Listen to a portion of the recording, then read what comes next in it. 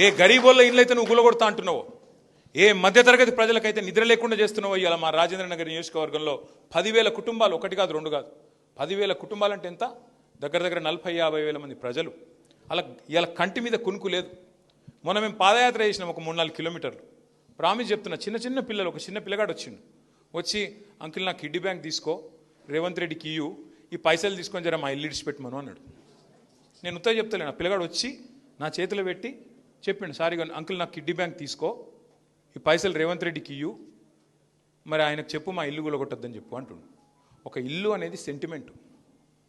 జీవితం అంతా కష్టపడి గరీబోళ్ళు, మధ్యతరగతి ప్రజలు పైసా కూడబెట్టి లోన్లు తెచ్చుకొని ఈఎంఐలు కట్టుకుంటా ఇల్లు కట్టుకుంటారు. ఇవాళ వాళ్ళందరినీ నేను ఎత్తవతల వాడేస్తా, మీరు ఏంటిది ఏమనుకుంటారు, నేనే రాజు నేనే మంత్రి అని అంటే ఎవడు కడతాడు ఈఎంఐలు? ఇంక 20 ఏళ్ళు ఉన్నాయి ఈఎంఐలు కట్టేది, ఎవడు కడతాడు? రేవంత్ రెడ్డి కడతాడా? తర్వాత వచ్చే ఎవడు కట్టాలి?